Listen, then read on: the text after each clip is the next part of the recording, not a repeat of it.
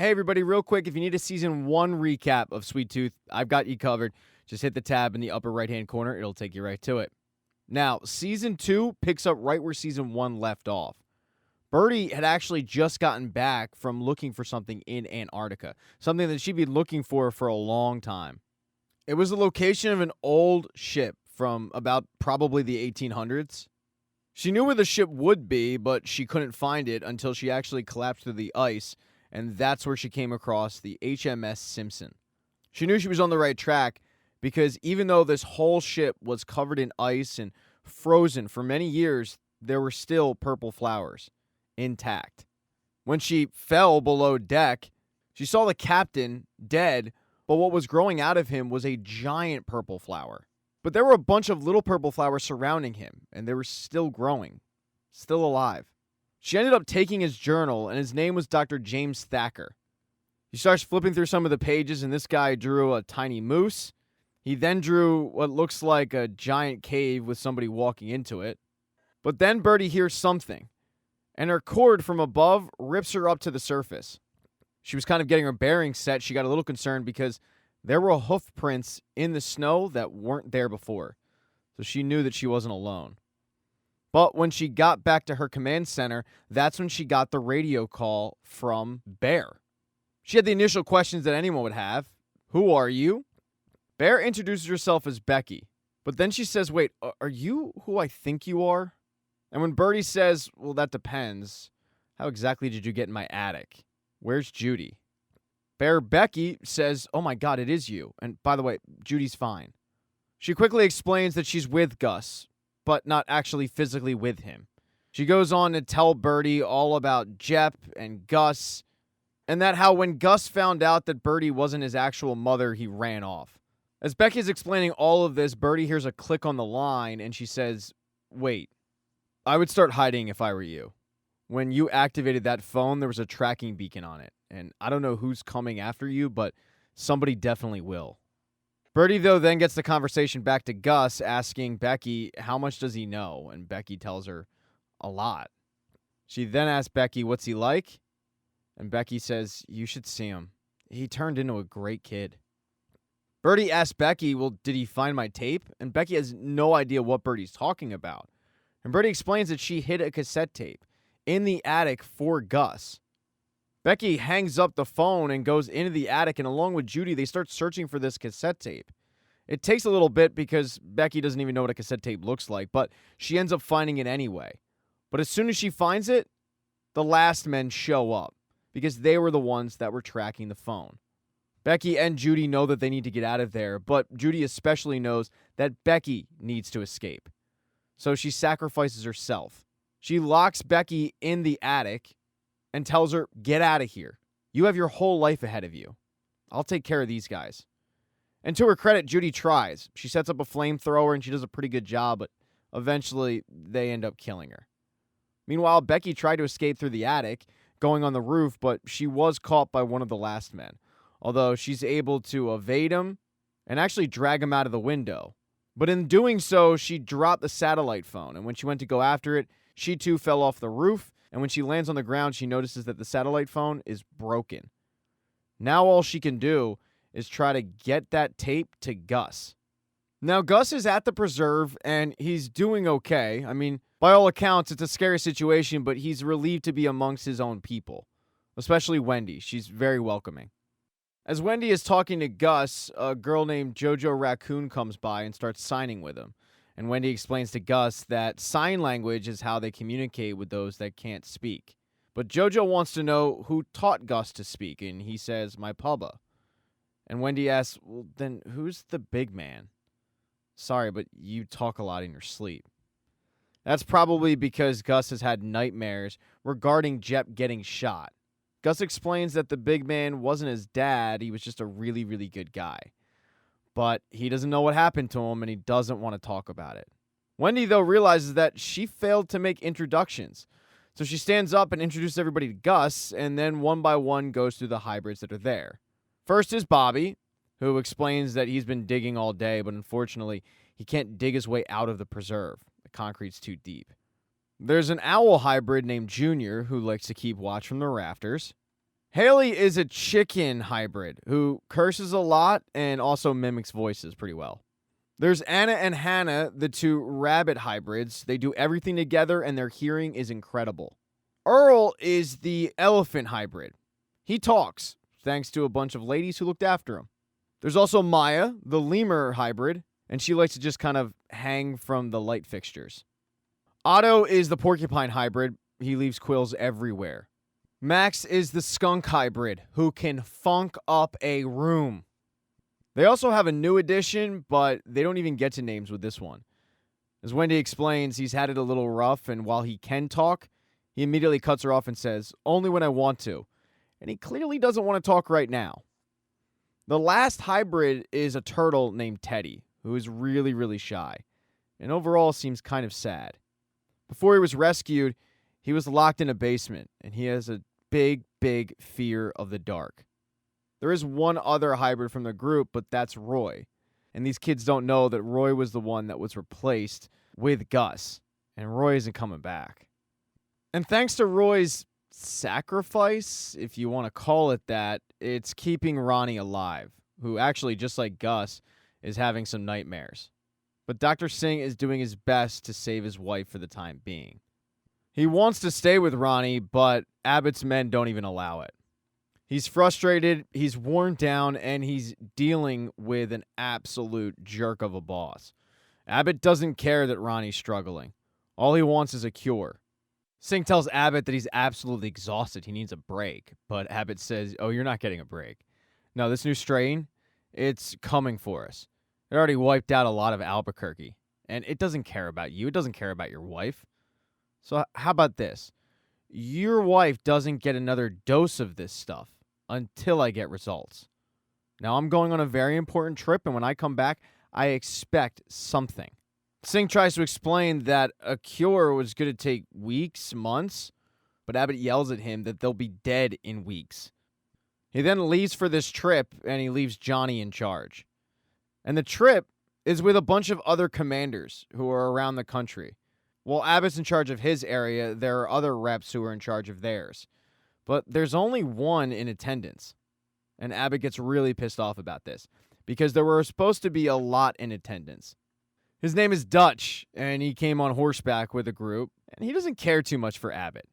Abbott goes back and forth with this guy about why it's important that these reps should have been there, that while they don't like each other, they need to work together on this matter. Finally, Dutch gets tired of Abbott and walks up to him and says, "Look, go home. The reality is we will never accept you." And then he turns around and goes back to wherever he came from. Now, back at the preserve, the hybrids are getting acquainted with Gus. They ask him how he got there, and he tells them about the flyers. But he's now realizing that he doesn't know exactly what he was looking for. He thinks in the end he just didn't want to be alone. But the story of Gus radioing the preserve gets the kids thinking that they can use the radio to reach out to Amy. The thing is, it's not going to be easy to get the radio. They're locked inside of the stables. Luckily, though, they have Bobby, who can burrow underneath. And he covertly makes his way through the preserve, getting the keys that will open the stable up, and he returns. The kids then open the doors, and it's up to Gus and Wendy to get to the radio and not get caught. And Wendy's feeling nervous, but Gus makes her feel better by saying, "Hey, I'm here with you too." They have to tiptoe through the preserve, but eventually they do make it to the radio. Wendy jumps on and tells, hopefully, Amy, that they're alive, they're under the elephant pen, and Roy was taken. But she can't say any more because one of the guards comes back and the two kids have to hide. And that's when Gus notices that the body of Roy is floating in the tank behind them. So now Wendy and Gus know what happened to Roy, the hybrid chameleon. They are, however, caught by Johnny and returned to the stables. He takes back the keys. He puts a collar on Bobby so he can't burrow out anymore.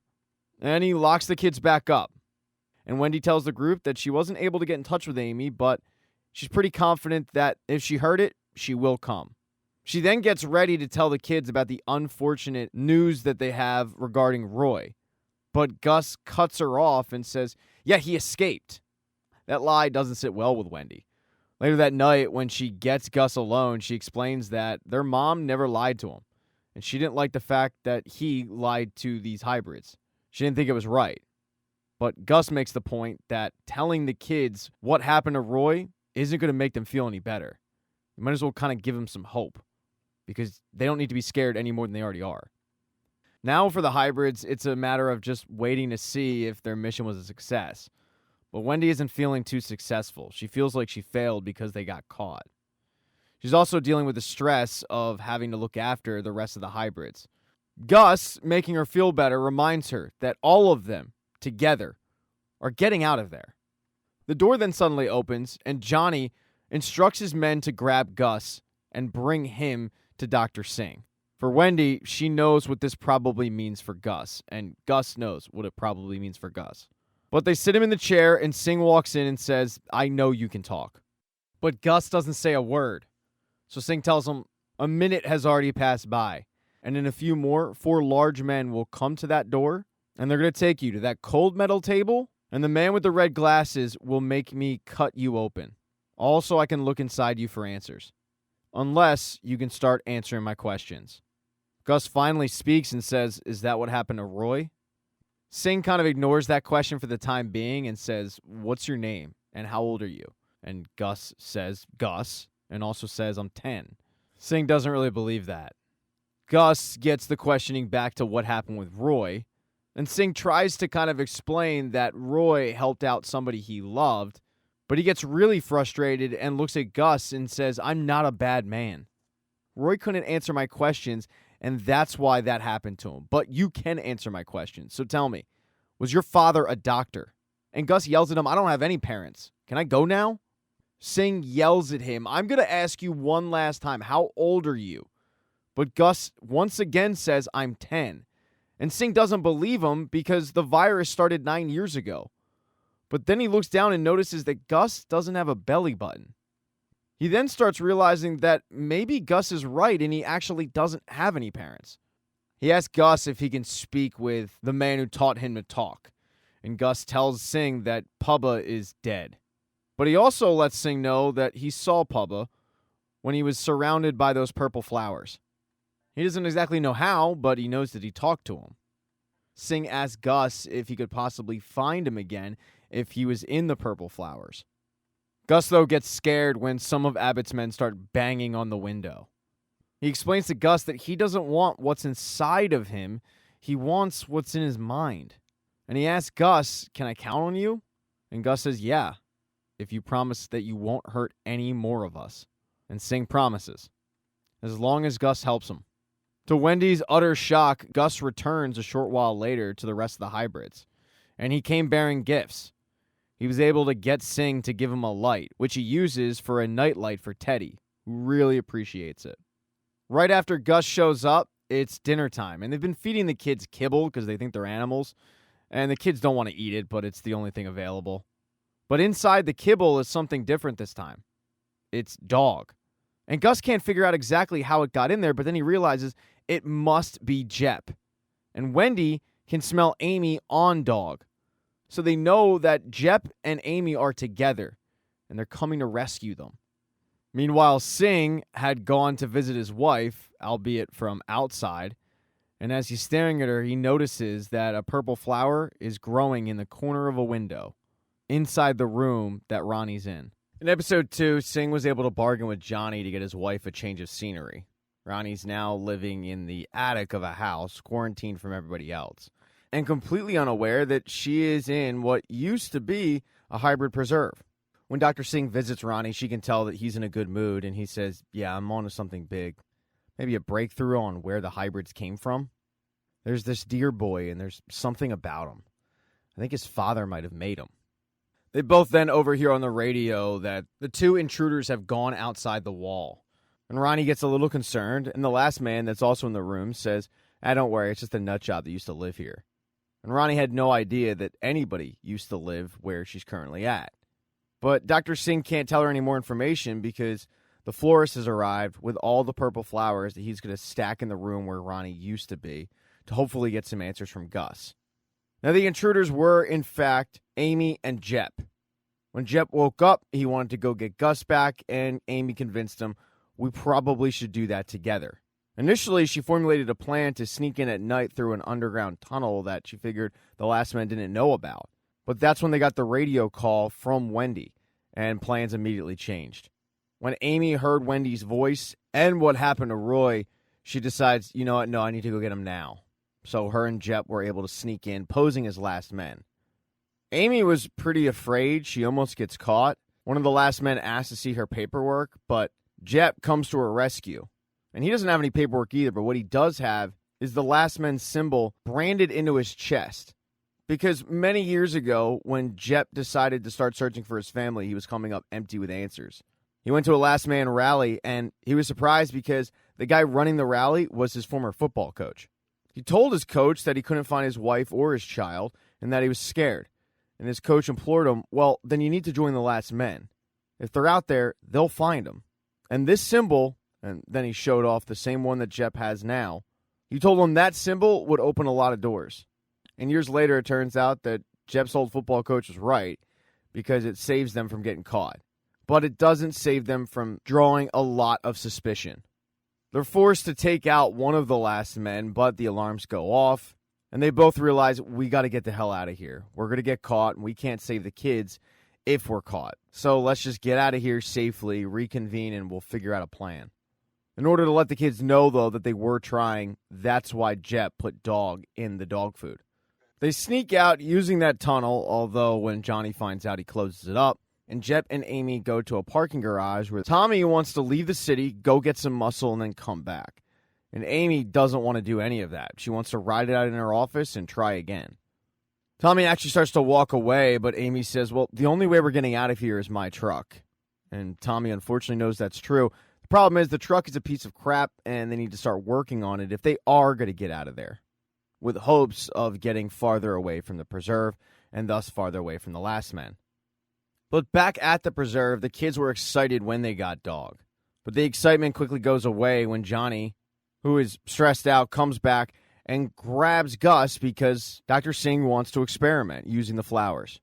Johnny gives Singh 10 minutes with Gus inside the flowers to get some answers. Singh tells Gus that the pollen in these flowers has a hallucinogenic effect on hybrids, so hopefully they'll be able to get some answers. They turn on fans so the pollen circulates to the room, and Gus starts to hallucinate. All the while, he's following the directions of Singh, who wants him to go back to when he was born. Initially, he's in the cabin, but when they don't get any answers from that, Singh tells him, go back farther. And even though Gus doesn't remember being in Fort Smith and being in the lab, somehow with the pollen and the flowers, he does remember some details.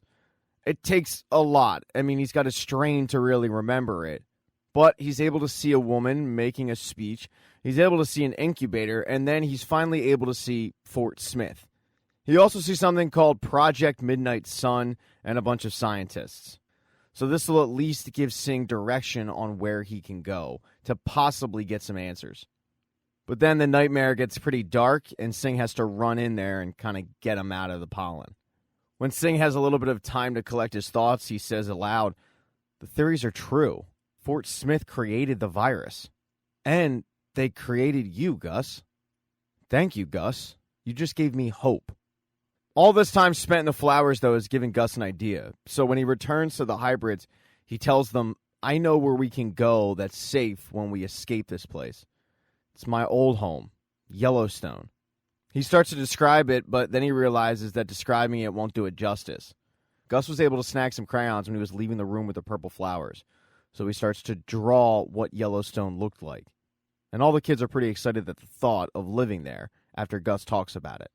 But in order to escape, they're going to need Jep and Amy, who finally get the truck running, but they don't have a lot of time because a drone finds them, which was something Jep was not expecting. They start trying to get out of there and evade the drone, but it's becoming difficult. And finally, Tommy hits it out of the air using a slingshot and a soup can.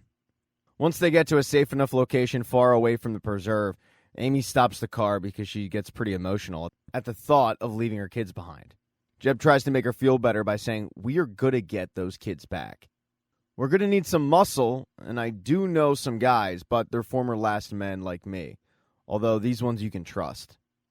Amy asks Jep, what did you do for the last men anyway? And he says, I didn't take kids, but it was nothing good, I'll tell you that. They then continue on their drive to hopefully find some muscle that can help them get the kids back. But while all of this madness was going on, Ronnie was stuck in quarantine. Albeit a nicer quarantine than she used to have, but still, quarantine nonetheless. While she was in her new digs, she started kind of poking around, and she found a picture that Wendy drew of a woman with a little girl who's half pig, half human. And it said, "To Mom, love Wendy." Now, when Singh mentioned that there was something special about this deer boy, Ronnie initially just thought it was lack of sleep. But after seeing this, she's starting to think differently. So when Johnny comes in with food, she starts to befriend him a little bit to find out more information on where they actually are. And he tells her that they're in a former hybrid sanctuary. And the rumor is one of those hybrids can talk. Ronnie asks him to go see the hybrids, and Johnny doesn't want to get in trouble, so it's going to take a lot more convincing from Ronnie. And finally, an update on Bear. After leaving Judy's house, she was able to find the jacket of Jep, but no Jep. She continued to walk down the road when she came across a caravan. She hid from it, waiting till it passed so she could jump in the back and hopefully steal some goods. She started snooping around, though, and she saw a woman looking at all of these old pictures. And before the woman could see her or talk to her, she gets grabbed by a guy. His name is Jordan, and he's traveling in this caravan with his grandparents. He tells her that he can't risk anyone getting his grandparents sick. And she says, "Yeah, that's fine. I'm just looking for a ride. I'm trying to find my friends." So he invites her to come with them. In episode 3, Bear and Jordan, along with the caravan, continue to make their way to really wherever they're headed. They're kind of nomads. And Jordan and Bear start to get to know each other. He explains that he lost his dad. He was a last man. And Bear doesn't give in on the fact that she likes to kill those type. She tells him all about how she had a group of friends, but they had a falling out, and now she's looking for her new friends. But she never lets on that she is a defender of the hybrids. Even when Jordan mentions how he's planning on joining the last men to give his grandparents a better life, she still doesn't let on. She just questions on whether or not he's against hybrids. And he's not. But what the last men have done is a really good PR campaign. They've marketed themselves as a group that can give people a better life. For example, when a train goes by, it drops off a food crate. But in that food crate is propaganda. A little while later, down the road, the caravan stops to take a break, and Bear gets acquainted with Jordan's grandparents. Jordan is the only one from their lineage left. And through talking with Jordan's grandparents, it makes Bear realize just how much her generation is losing out on. Like going to college, proms, that sort of thing. They're just living completely different lifestyles. Later that day, the caravan comes to the fork in the road where Jordan is going to have to get off if he wants to go join the last men. He says goodbye to his grandparents. They make Bear promise that she'll look after him, and Bear, along with Jordan and a few others, head off. Bear questions how Jordan even knows the last men will take him, and he says they need men. They have this whole zoo now to look after. It's in Essex. Pretty sure that's where he's keeping the hybrids because it was the preserve, but now it's Abbott's.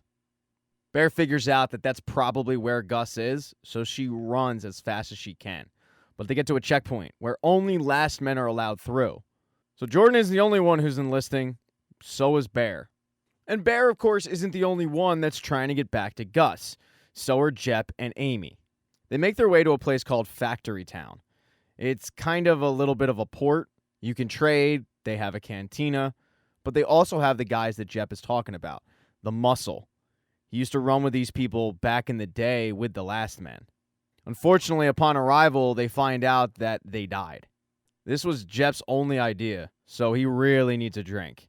The two head off to the cantina, and Amy can tell that Jep isn't doing well finding out that his friends died. She tries to get him to open up about it. She thinks that he's dealing with survivor's guilt, but Jep definitely does not want to talk about it. Jep then questions her on what made her hide behind a concrete wall for 10 years, and she says human beings. Last time I took my kids out of the zoo, I paid for it. I took my eyes off them for 1 second, and my 2 sheep hybrids vanished. Somebody took them. So I decided to keep distance from humans. Jep gets the conversation back on track, saying maybe they can trade with last men, but that's a non-starter for Amy.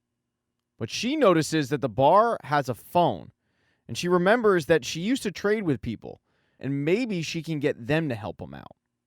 Jep questions if they can fight, but Amy points out, you don't have a better idea. Although when they get up to actually use the phone, a woman stops them, saying, you can't. My wife's calling. And you can tell that this woman's a little unhinged and pretty upset. So Tommy gets up and gives her a giant hug, asking, when was the last time you saw your wife? And it was 10 years ago. He reasons with her, saying that she doesn't sound crazy. She made a promise to her wife and she's trying to keep it, but he also made a promise to somebody. And using that phone can help keep that promise. Jet playing to this woman's emotions works, and she allows Amy to use the phone. Amy has to leave a message, and then they have to play a waiting game to see if the people call back. But while they're waiting, last men show up, and that's very unusual for this place. The bartender tells everybody that the last men are requesting everybody go outside for an announcement. And that's when Amy and Jep are surprised because there's Abbott standing right in front of them. After Abbott left the meeting with Dutch, he didn't go back to the zoo. No, he headed to drum up support at places like Factory Town. Because he tells everybody that he's found a cure. He took the bottle that was filled with what was inside Roy, and he injected it into a sick person in Factory Town. And within seconds, that person's pinky stopped twitching. Everybody around buys into the fact that Abbott has found a cure, and Abbott tells him to spread the word. Because he wants to make people like Dutch and the rest of the leaders pay for not giving him the proper respect. But Abbott also knows that that serum is going to wear off. So while everyone's pumped up about finding a cure, he tells his men to pack that guy up, and then they take him to a quarry, and they shoot him. This is really troubling to both Jep and Amy, but they don't get noticed, which is the good thing, and they head back to the cantina after all the commotion dies down, and they wait. And late that night, the phone finally rings, and it's for Amy. But all this trouble they're going through is to get the kids back from the preserve. And inside the preserve, the kids need to do something, so Gus tells them all about the legendary friend he had, Bear. Shortly after he finishes up the story about her, though, he gets summoned because Dr. Singh wants to work with him. Singh had a rough start to the day. He got into a bit of an argument with Ronnie. She'd been thinking about the hybrids and how the fact that one could talk, which means that she thinks they have feelings. And that's something that Singh doesn't even want to think about because if this doesn't work out, he's going to have to kill them, which he doesn't want to do. So in his mind, he's trying to play it off like these are nothing more than animals. Scales and tails, that's it. But deep down, he knows that Ronnie is right. That there's more to these hybrids than they realized. After leaving Ronnie, Singh, Gus, and a few last men head to Fort Smith. Fort Smith has pretty much been cleared out, but Singh feels like maybe having Gus there will bring them something that they can use. The thing is, when Gus walks in the door, there's no rush of memories that are brought back because he was a baby the last time he was there. They start walking around the facility to see if anything jogs his memory, and Gus gets the sense that they're not alone, but that's because they're not. There are chickens at the facility, which comes as a surprise to everybody. But there's also something else in the halls. Lurking. They don't know about this mystery figure, though, so they keep searching, and Gus ends up finding his dad's old tools. He actually snags a pair of his dad's pliers. He then starts playing with some of his dad's keys, but he hears banging, and it's Singh at a vending machine trying to get the last candy bar out. Singh's pretty disappointed because so far, this mission of Fort Smith has come up empty. He feels like they've come all this way for nothing. On top of it, the last man that's with them wants to leave, but Singh tries to get him to stay, saying, there's places that we haven't searched here. We need to keep looking. As they argue about this, that's when that creature from the shadows pops out. It's a hybrid alligator, and it starts attacking everybody. But Gus is actually able to calm it down. Gus can tell that this hybrid is scared. It's probably been living in Fort Smith for a while, probably doesn't have any parents, and it's clearly been surviving off the chickens. To the surprise of Dr. Singh, Gus doesn't seem to be all that scared of it. And when Gus asks the hybrid's name, the alligator says his name is Peter. Right after Peter introduces himself, more last men come into the room to try to shoot him, and Gus ends up knocking him over so that he doesn't get shot. He tells Peter to run, and Singh tells the men that they need Peter alive. So the good news is they don't kill Peter, but they do end up wrangling him up. As they take Peter away, Gus is pleading with them not to do anything with him, saying that he didn't know, he didn't mean it. because Gus is really worried about what they'll do with the alligator hybrid. But the alligator hybrid actually led them to the entrance of Project Midnight Sun. When they enter the room, Singh is amazed because there's all this research footage, and he pops in one videotape. In the video, it's the woman that Gus saw when he entered the room with the purple flowers. Her name is Jillian Washington, and she was the head of Project Midnight Sun. She's describing how the experiment started. She tells the story of a Dr. James Thacker from the UK who suffered from a muscular degenerative disorder. In an attempt to cure himself, he set sail for the Arctic in 1911. He wanted to explore a village where people were rumored to be free of disease. These same people also lived way past 100. So Project Midnight Sun was to determine how that could be. She then introduced the lead scientist, and it was Birdie. And when Birdie comes on the screen, Gus recognizes her right away as his mom. Birdie explains that in order to determine how this could be, they collected water, plant, and animal samples, along with ice cores. And what they found were microbes unlike any other. With the right modifications, these microbes could supercharge the immune system. So they started injecting chickens, and it was a big success. And they concluded that the same experiments could be applied to cure human diseases. But before they could really get down that road, they had a happy accident known as Gus. And 10-year-old Gus is watching baby Gus on this TV screen, while Singh is completely amazed. He knows what this means for his research. This could blow the lid off everything in finding a cure. And he's going to have to take all of the stuff they found, including the chickens, back to the preserve. So this day was a win-win for both sides because Singh got closer to a cure and Gus was able to hear Birdie's voice again. On the way back to the preserve, Singh thanks Gus for the help, but Gus warns him, well, if you hurt Peter, I'm never helping you again. And Singh says, okay, well, a deal is a deal.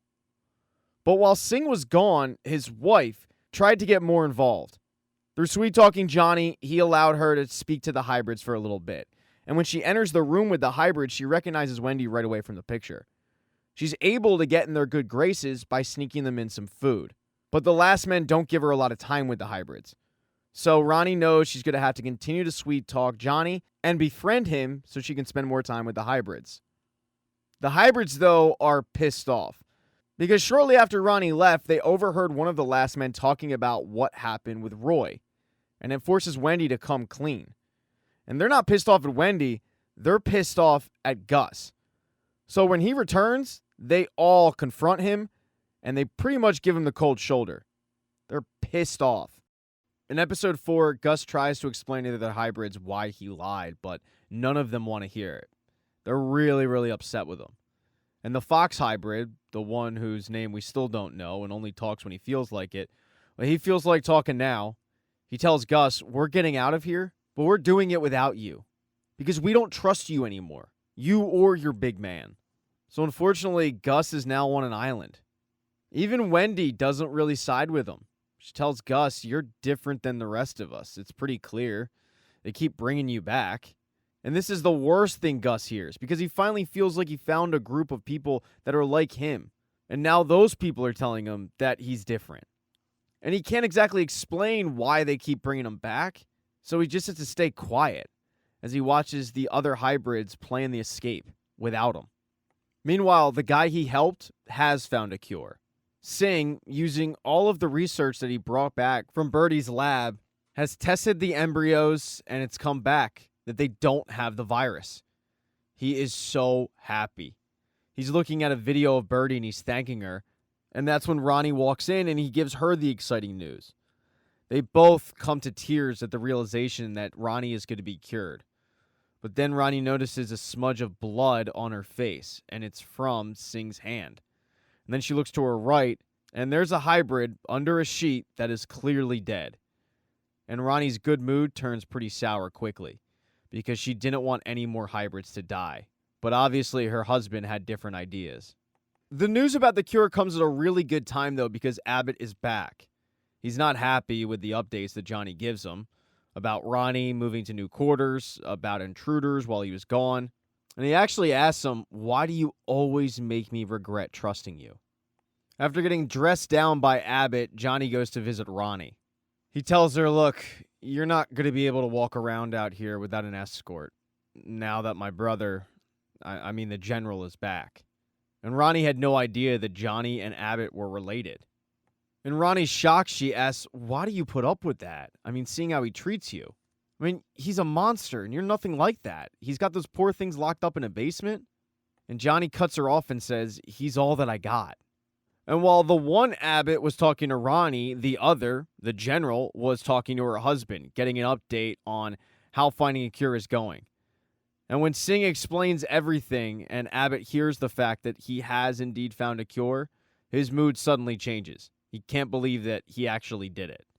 But one of the ways he did it required killing Peter, the thing he promised Gus he wouldn't do. He's only got one vial of the cure, though, and Abbott takes it. He tells him that he'll give it to him back, he just doesn't want him saving his wife just quite yet.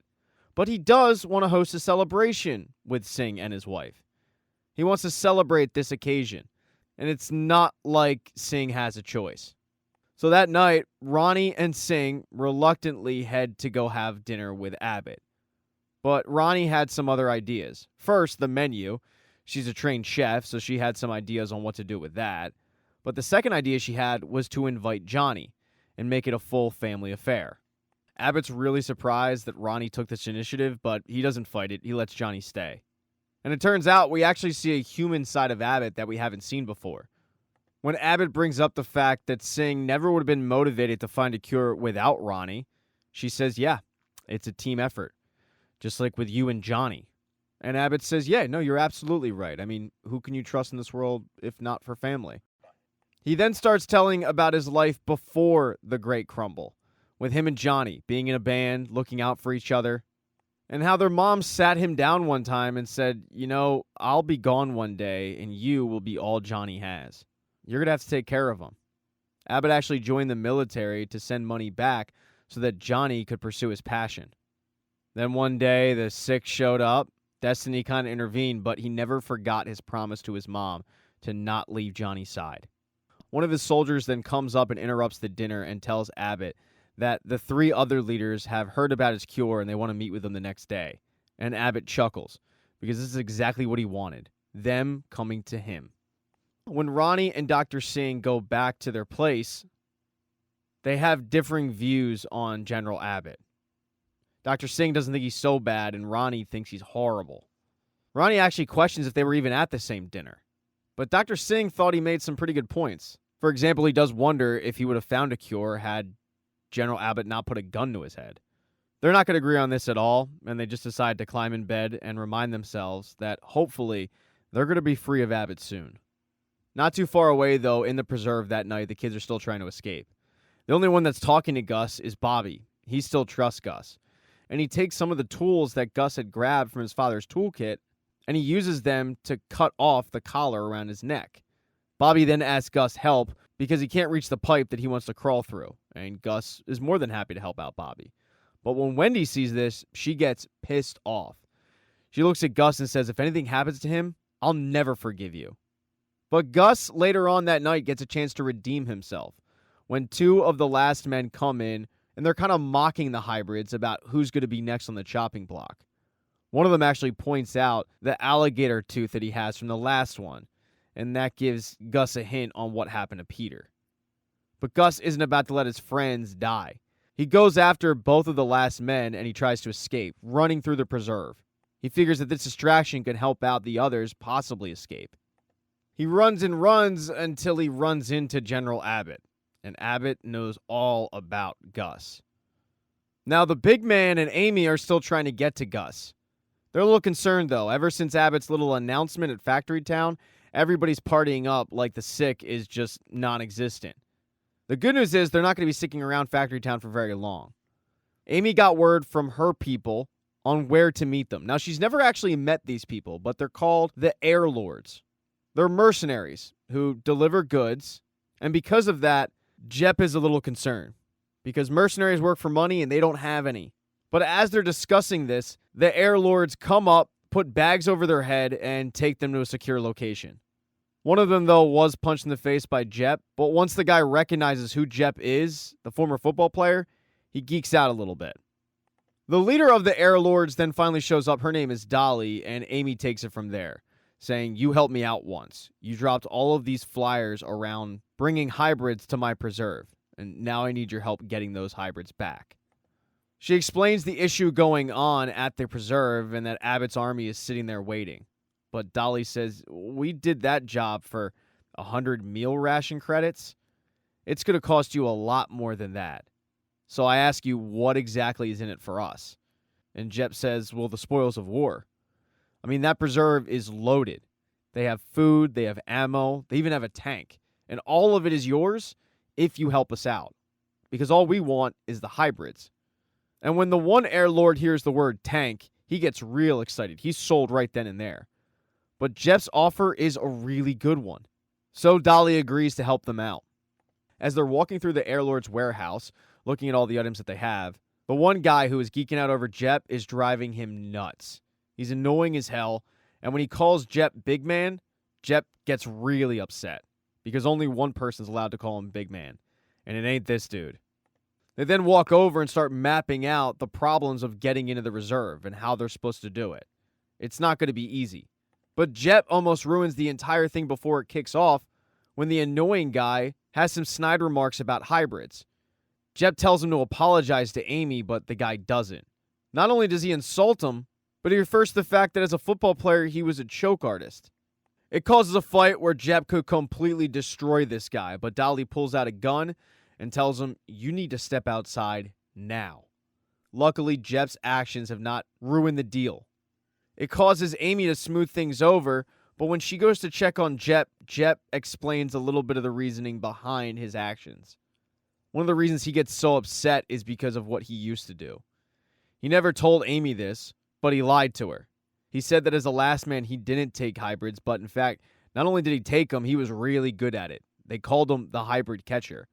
And he can't guarantee that he wasn't the one who took the 2 sheep hybrids that belonged to Amy. Ever since meeting Gus, he's tried to make amends on this. But this revelation shocks Amy to her core. She can't believe that Jep was one of them. She's completely disgusted by him, and when it comes time to leave for the mission, Dolly tells Jep, "Yeah, you're not going with. Change of plans." Tommy's a little taken aback, and Dolly says, "Hey, look, it wasn't my idea. It was hers." And she points to Amy. That's when Amy tells Jep, "Yeah, you're not coming with because you don't deserve to be anywhere around hybrids. Gus is better off with me." And then Jep has to watch Amy, Dolly, and the rest of the Air Lords fly off as he is stuck on the ground. He's not the only one on the ground, though, that's looking for Gus. So is Bear. She's enlisted with the last men, and she goes through basic training and kills it. Most of these people suck at tactical stuff, but with her training in the animal army, she's a natural. So much so that when they get a mission to go round up some hybrids, she's called upon. It's going to be her last test until she's initiated into the group. In episode 5, Bear and Jordan go to arrest the people that are harboring hybrids. Bear's on the lookout, but something just doesn't feel right. They go to investigate further, but the whole place is booby-trapped. Luckily, though, through her training, Bear recognizes them all. But that's when Bear and Jordan are both attacked by Tiger. That's because this entire area was booby-trapped by the animal army. There's no love lost between these two, and Tiger is disgusted by the fact that Bear has joined the last men. They get into a fight, and then eventually, though, they actually get to talking. Bear asks Tiger, "What are you doing here?" And Tiger tells her that they heard about the Essex Zoo and how they're locking up hybrids, so they're going after them. Becky can't believe that Tiger is that dumb, that her plan was just to waltz in and take the hybrids back against Abbott's army. She yells at her, "You're going to get people killed." And Tiger just kind of seems okay with that. She then asks Becky, though, "What are you doing here?" And Becky says the same thing. "I'm going to the Essex Zoo. I'm getting Gus back." Before they can talk anymore, though, Jordan comes out of nowhere and knocks Tiger out. In order to keep her cover, Bear has to go along with arresting Tiger and, quote, taking her in. Meanwhile, at the preserve, Gus could certainly use Bear's help. He's been taken in by Abbott, and Abbott is not as nice as Dr. Singh. Abbott tells Gus, it's only a matter of time before the entire world realizes that the key to a cure is hybrids. And when that happens, it doesn't matter how fast you run. No place will be safe for you. He then asks Gus, "Why do you fight so hard to live in a world that clearly doesn't want you?" And Gus looks him dead in the eye and says, "Maybe it's you the world doesn't want." He then scares the crap out of Gus, though, by telling him that humans have found a use for deer. Every single part of the deer. He explains to Gus how exactly they find a cure, by breaking open the bones and taking the stem cells. And then he does something completely horrifying. He cuts one of Gus's antlers off. When they return Gus back to the hybrid pen, Gus is mortified at how he looks. He's scared, and he doesn't want anyone to look at him. When the other hybrids see what Abbott and his men did to Gus, they can't believe it. Gus tries to be strong for everybody else, but it's really tough to do that in that situation. It's actually Wendy who makes him feel better by saying that she read in the preserve that deer grow their antlers back. She then looks at him and reassures him that everybody's getting out and they will be stronger than ever. Abbott, though, is going to do everything in his power to make sure that the hybrids don't escape. After all, he needs them at this point if they are a key to a cure. And it certainly looks that way. Abbott has a big meeting with the other 3 warlords. He's going to pitch them a big idea, and they're coming the next day. In order to get this presentation ready, Singh has to make sure all the information is correct, so he runs one final test with Ronnie, but it turns out that it was a false negative. He runs a few tests, but they all come back positive for the sick. Dr. Singh is distraught at this. I mean, he really thought that he had found a cure. But Ronnie looks at it like a positive. She tells Dr. Singh, you can blow the lid off of everything. You can make Abbott look bad in front of all the other warlords. And what do you think's going to happen when they find out that Abbott dragged them there for something that is a lie? She feels like if Dr. Singh does this, exposes the lie, then it could lead to their freedom, because Abbott would be no more. But Dr. Singh really doesn't want to undermine him, because he doesn't want the consequences of it. He does, though, consider what Ronnie says, although the next day he meets with Abbott before the presentation, and Abbott's really intimidating when he tells him he can't afford to have anything go wrong. So when these 3 other warlords show up, Dutch, a hippie type named Voss, and probably the most powerful one, Helen, they sit down, Dr. Singh kicks off his presentation, and with Ronnie watching, he sticks to Abbott's script. And Ronnie's really disappointed about this. He doesn't outright say that they found a cure, he dances around the issue, but he doesn't blow the lid off the fact that they still don't have one. And deep down, that's what Ronnie wanted. So all these warlords still think that Abbott found a cure. And what Abbott proposes is a society, a very discreet, exclusive society that will only have a select amount of people in it. Abbott needs all these people because a guy like Voss, he knows how to deal with electricity. He's a hippie type that can deal with solar. Dutch can deal with the water because he lives close to a river. And Helen can deal with the agriculture. But they need to be in lockstep. They need to work together on this. This new idea, which Abbott's calling Evergreen, is bold. But if done properly, it just might work. However, what Abbott doesn't know is during this presentation, the hybrids are making their escape. They were able to lure one of the last men in, use his cattle prodder against them, and disable him. They're all following Gus out of the preserve, but then they hit a snag. Teddy the turtle is seen by one of the last men. And in a brave act, Gus decides to sacrifice himself so that the others can escape. He does this by distracting the last man and running through the preserve just like he did before. This draws attention away from the others, but it just doesn't sit well with Wendy. She doesn't want to leave Gus behind. Although the fox hybrid reminds her, this is exactly what he wants. He wants us to escape. So reluctantly, Wendy and the rest start to plan on leaving the preserve without Gus. As Gus is running through the preserve, though, he overhears Abbott's presentation. And he's not about to just sit back and let Abbott control the world.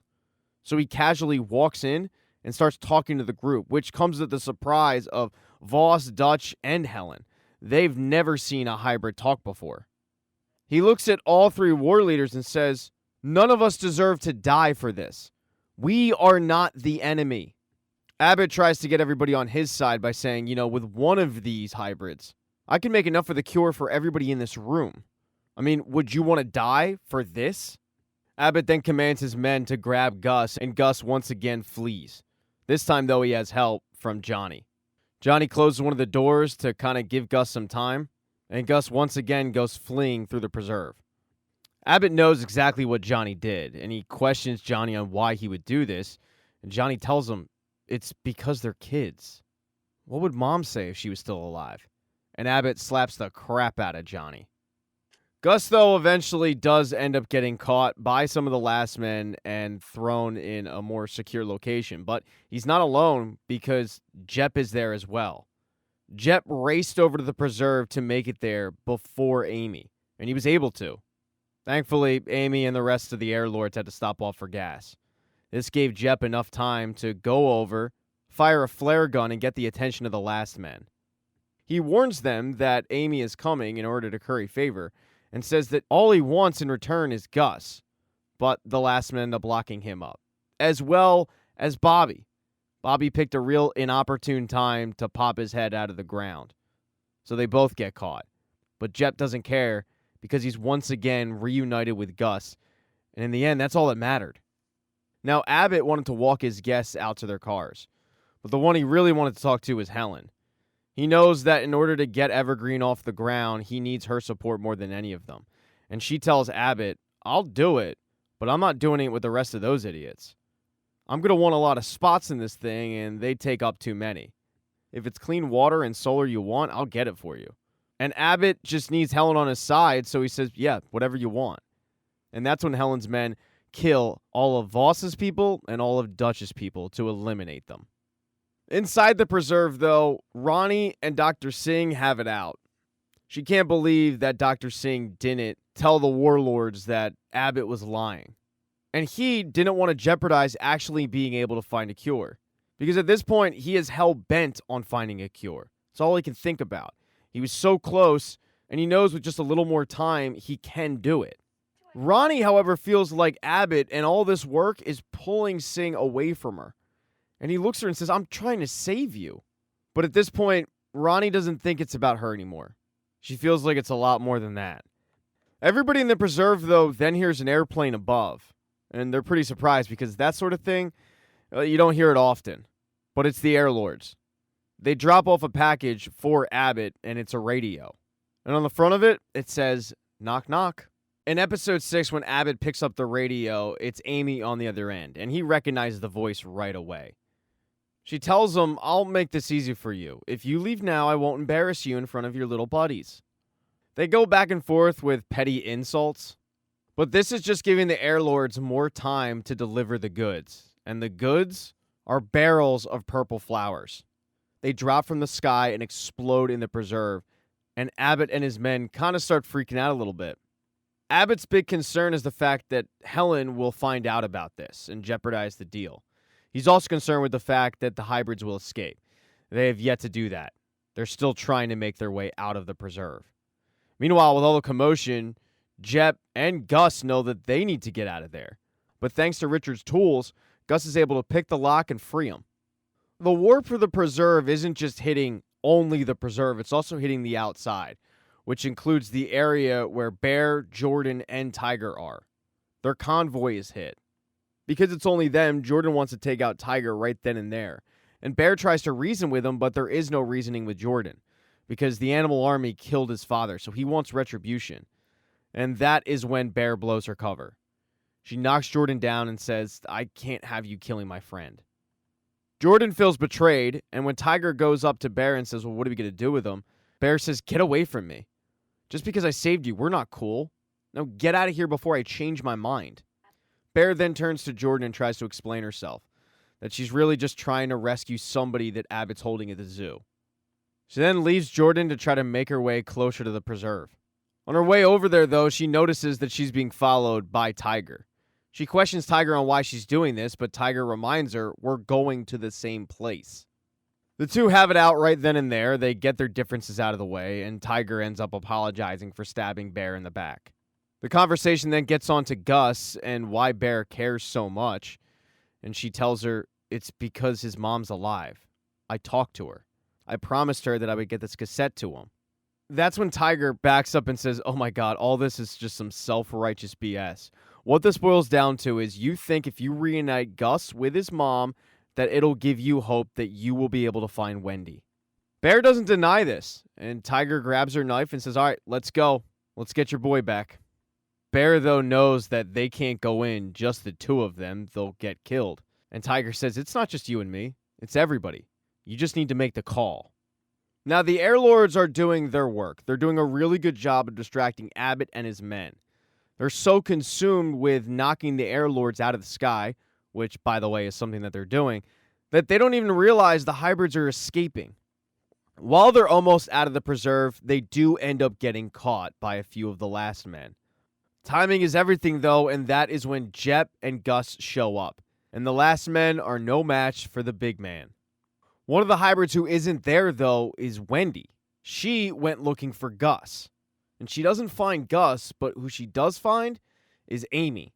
Because while the Air Lords were doing their thing in the air, Amy was on the ground the entire time. Using the Air Lords as a distraction, she snuck back into the preserve to find the rest of the hybrids. The first thing she actually found, though, was Singh's lab. She saw everything that Singh was doing. She grabbed the one vial of the cure, but she was so disgusted at the experimenting on hybrids that she decided to light it on fire. She then made her way through the preserve, and that's when she ran into Wendy. The two are reunited, they hug, they're thrilled. But Amy quickly asks, where are the others? And the others have made their way on a bus that is being driven by Jep. He figures this is his one opportunity to save the hybrids, Wendy or not. But as they're making their way out, that's when they see in the rearview mirror that Wendy and Amy are running towards the bus, and they let him in. Amy's thrilled to be reunited with her kids, and she's surprisingly not mad at Jep. She's actually thankful for what he did. The group flees out of the preserve just in enough time to see Abbott standing there in utter shock. The good news is, though, the hybrids are on their way to Yellowstone. They're doing so one man down. One person they forgot was Bobby. Bobby, though, has made a new friend. It's an Air Lord that was knocked out of the sky. It's actually the same Air Lord that Jep got in a fight with. He's hunkered down, and that's when Bobby popped up and introduced himself. And the Air Lord asks, hey, Bobby, do you know where the tank is? And Bobby knows exactly where the tank is. Bobby, though, is hoping to get reunited with Amy, but Amy's dealing with something. Because on her way out of the area, she noticed that her pinky is twitching. Now, the other person who had the chance to flee the preserve was Dr. Singh. Abbott sent Johnny to get Singh to Evergreen. But Johnny had other plans. He gave Singh and Ronnie the opportunity to run, but Singh wanted to go back for his research. He felt like he still had a chance at finding a cure. When Singh headed back to his lab, though, it was already on fire from the doings of Amy. And when he returned to the location where he left Ronnie, she wasn't there. A statue that Singh had given Ronnie in their early days of dating was sitting there as a symbol of, you kind of just lost your wife, man. So Ronnie is doing this thing alone. In episode 7, Amy sits all the way in the back by herself. She's pretty scared. Before they get to safety, they have to stop, though, because there's a roadblock. And as they're wondering what's going on, a tank shows up out of nowhere. Now, luckily for Gus and the other hybrids, they have some backup. Because Bear and the animal army also show up. Because a bunch of civilians are definitely going to be a match for a tank if, that tank wants to take them out. The good news is, though, the tank doesn't want to take him out because the tank has Bobby in it. Bobby clears the road for the group and then rejoins them. The man from the Air Lords actually tells Jep, hey, take care of this one. He's an awesome little dude. So there's another changed heart by the hybrids. Bear also joins Jep and the bus. She says goodbye to Tiger and the animal army, but Tiger and the rest of the animal army aren't done fighting. They vow to finish the last men, this time for good. When Bear shows up at the door of the bus, Jep and Gus come out to give her a hug and welcome her back. They get caught up, they fill each other in on what they were doing, what each of them did to find the other, and then Bear fills the group in on the fact that she actually talked to Birdie. Gus has a ton of questions, a lot of them Bear just doesn't have the answers to. But she hands him the cassette tape and says, hopefully this has all the answers that you're looking for. Wendy then interrupts their conversation and tells them that Amy needs to pull over. And when Bear sees Wendy, she gets extremely excited. She does a really good job hiding it, though, but she just can't stop staring at Wendy. She never tells Wendy, though, that she is her older sister, because she knows that Wendy was a baby and Wendy doesn't remember this. So she simply reintroduces herself, but she's blown away that she finally has been reunited with her baby sister. Jep then pulls the bus over, everybody gets off for a pit stop, and Bear is monitoring the radio to hear the Animal Army's update on the search for Abbott. They've got the zoo surrounded and they're looking to find him and bring him to justice. While that's a great update, Jep also knows that they're not safe until the Animal Army takes care of business.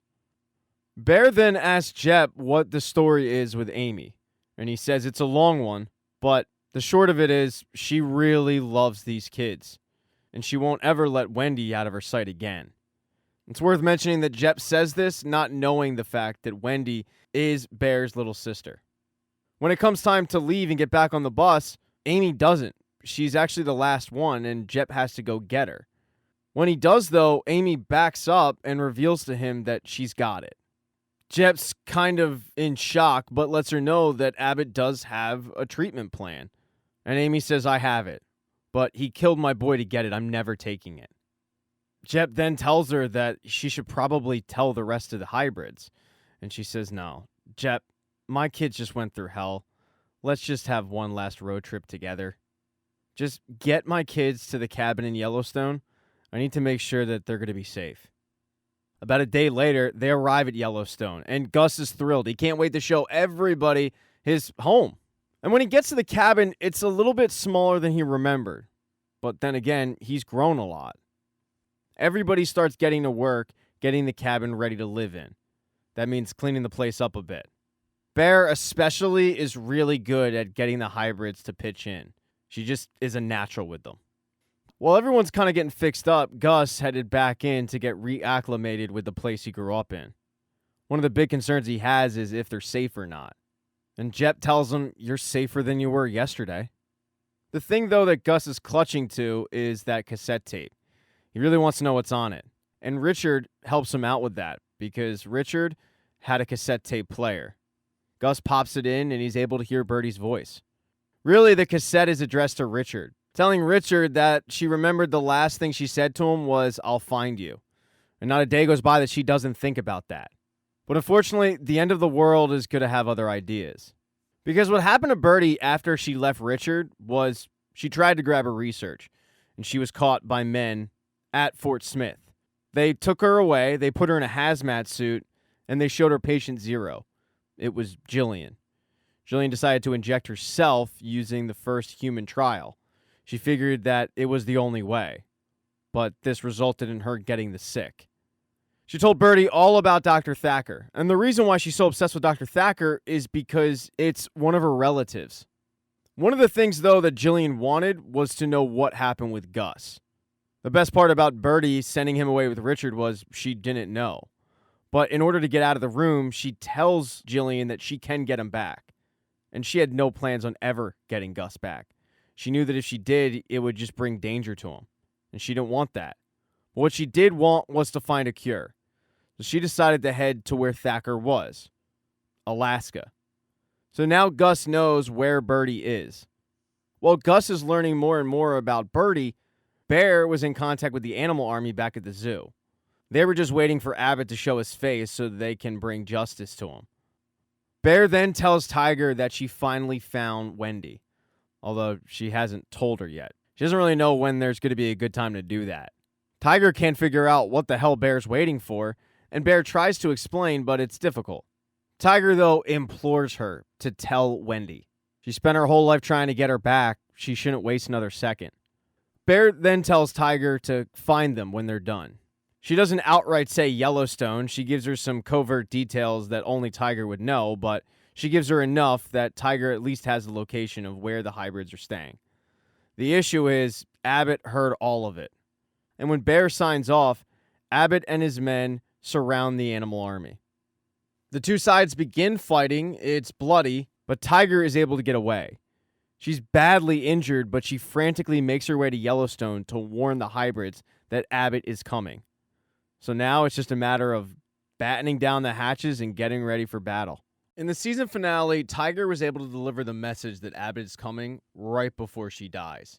This is pretty emotional for Bear, who just lost her best friend, even though they went through some tough times together. But Tiger's sacrifice at least gave the hybrids a head start on preparing for this guy. And one of the things they know they have to do is get the hybrids to safety. So what they're going to do is they're going to send all of the hybrid children along with Bear up to go meet with the Andersons, hoping that the Andersons will take them in. But one person who is not going is Gus. He refuses to. He tells both Amy and Jep, "This is my home. I know every inch of this place. Pubba died trying to protect it, and now I'm willing to do the same thing. I'm not letting these people win." And Amy is right there with him. She's given the opportunity to go and sit this one out, but she's not willing to. She wants to take a stand.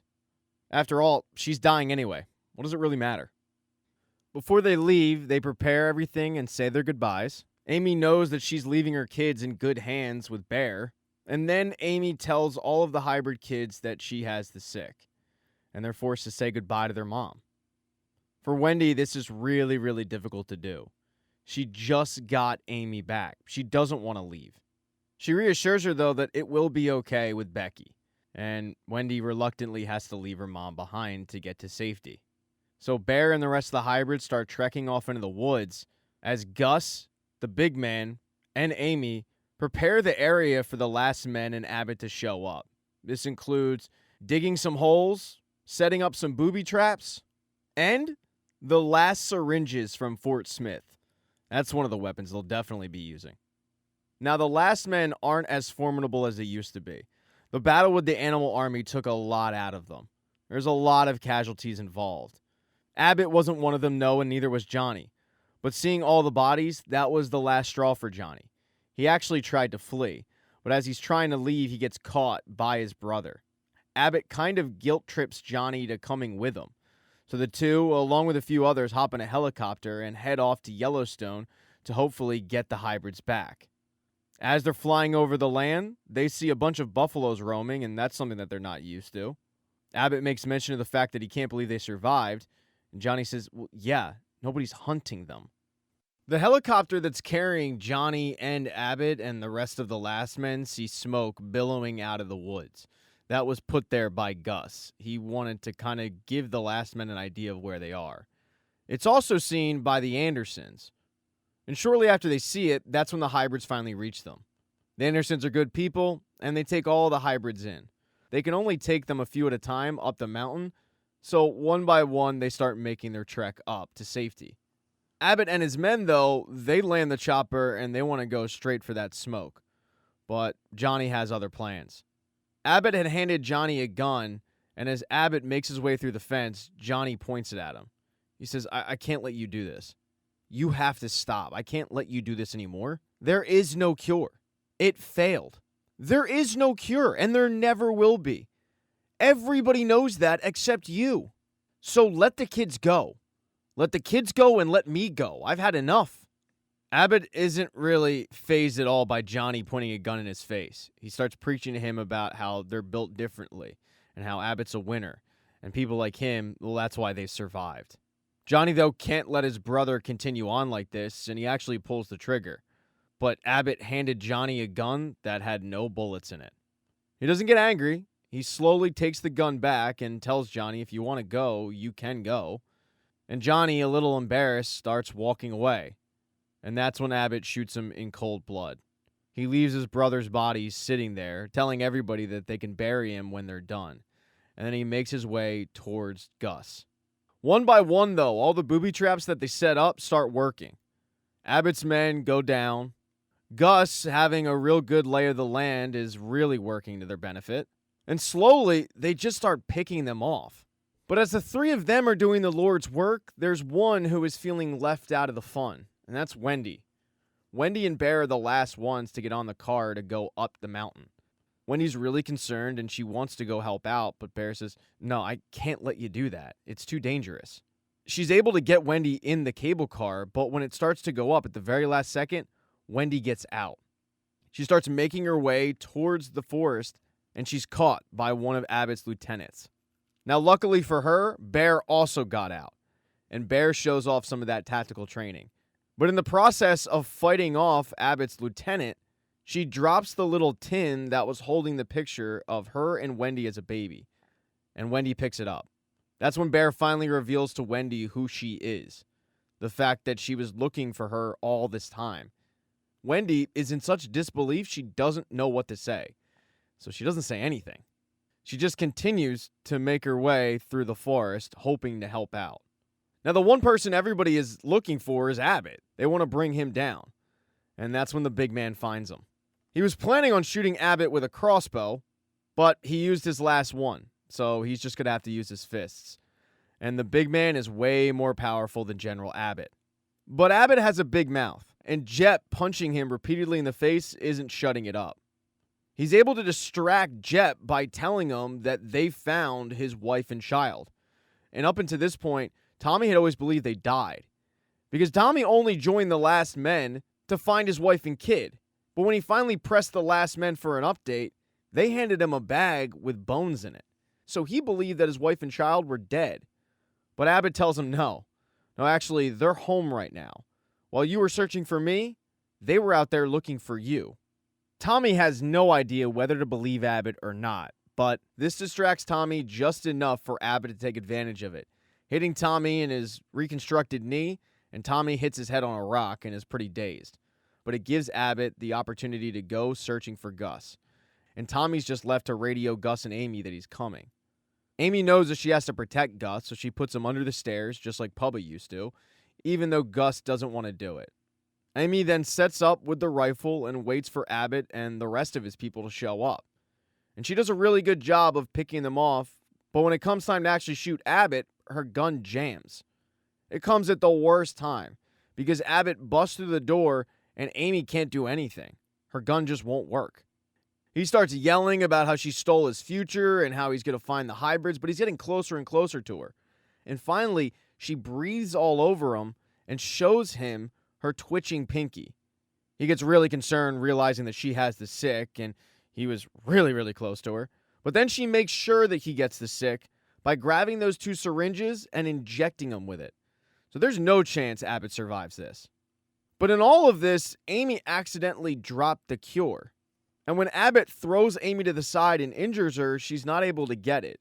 So Gus busts through the stairs and he grabs it, running through the woods. That's when Abbott picks up the gun. He takes 3 shots and he finally hits Gus.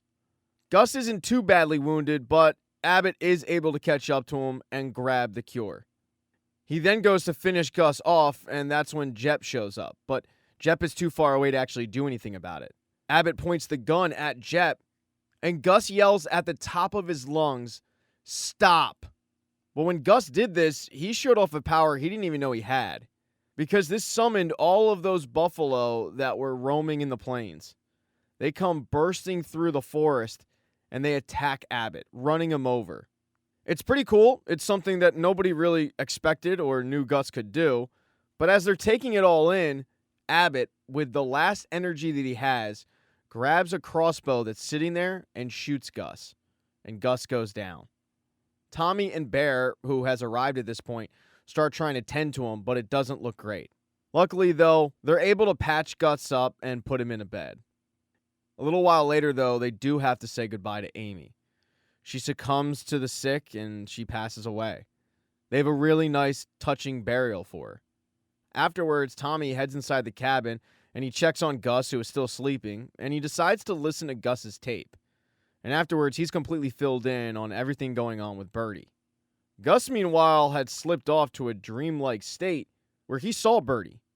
He was trekking through Alaska.